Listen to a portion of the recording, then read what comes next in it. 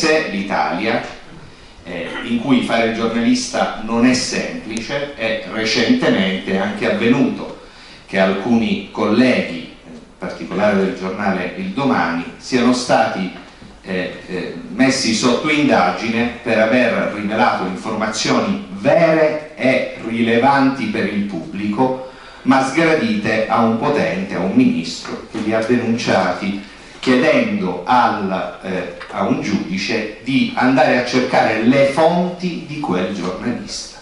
In un paese democratico questo non può avvenire, eppure sta avvenendo oggi in Italia. Per cui la difesa di Assange è la difesa della nostra professione e della nostra democrazia. Quindi grazie davvero.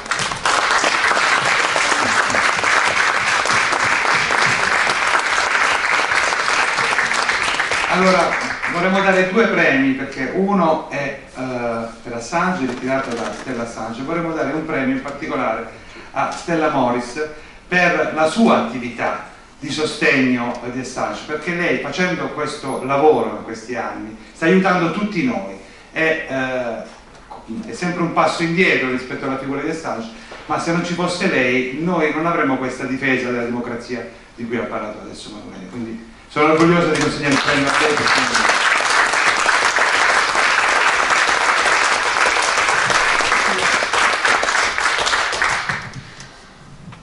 Thank you, and I apologize that this is not in Italian, but No problem. maybe someone is translating, I don't know. We understand. Okay.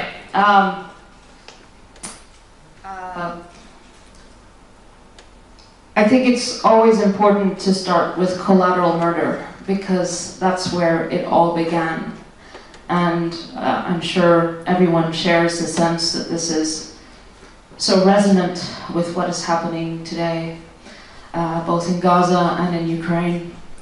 We know that the first casualty of war is the truth, and that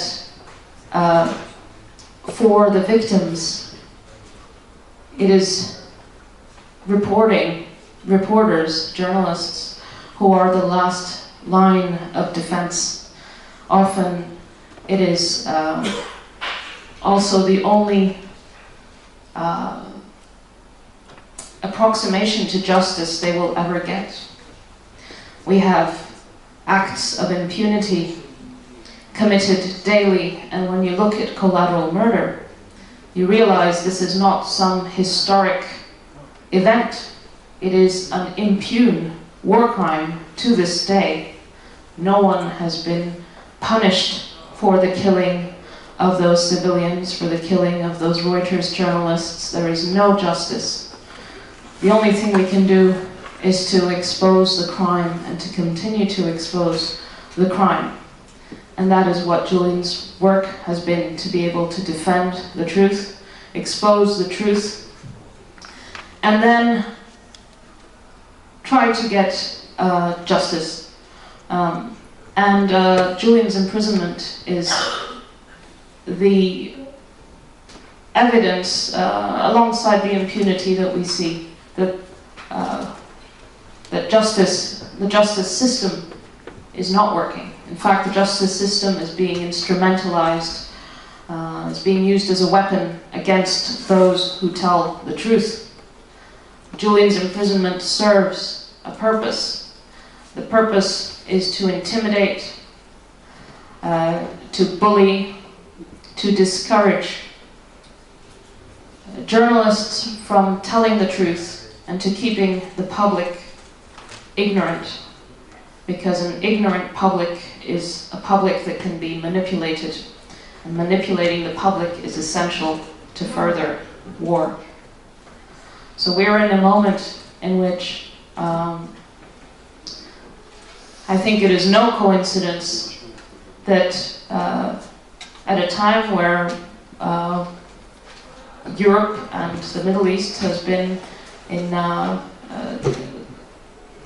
belligerent state, the likes of which we have never seen in modern times, the man who did the most to expose war, the reality and the brutality of war, has been sitting in a prison cell, unable to do his work, silenced.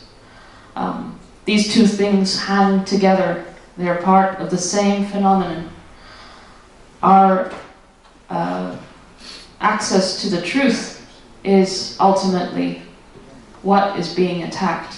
And the ripple effects of Julian's incarceration are felt everywhere, here in Italy.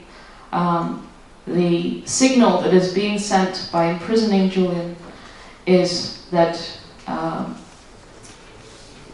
journalists are in a more precarious state, that it is easier to harass, that even in Western liberal democracies that are like to talk to them about themselves as the shining examples of freedom. A journalist, publisher is being punished for telling the truth and for exposing state-sponsored criminality, and that has been allowed to unfold for years and years. Now Julian is at almost at the 5-year anniversary of his imprisonment in Belmarsh, but his persecution began long before that. The legal attack on him is just one aspect of the harassment that he has suffered, reputational, political, financial, and now through the legal system. Julian is the victim of a criminal conspiracy.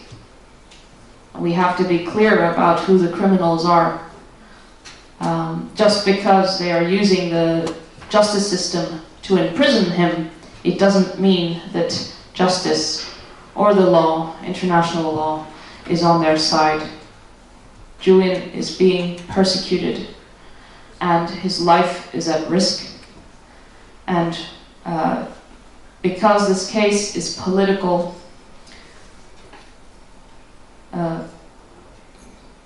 support through an award like the one today, which Julian is very proud to be a recipient, are so important. It is the signaling that Julian has to be freed that will ultimately free him. And I know that Julian is very fond of Perugia, where he has been once before. He was telling me about Perugia when I told him I was coming here. I saw him yesterday morning, and he's, of course, fell in love with the city, as I think anyone who comes here falls in love with the city. And I look forward to the day, I hope soon, where we can come together to Perugia in freedom. Thank you.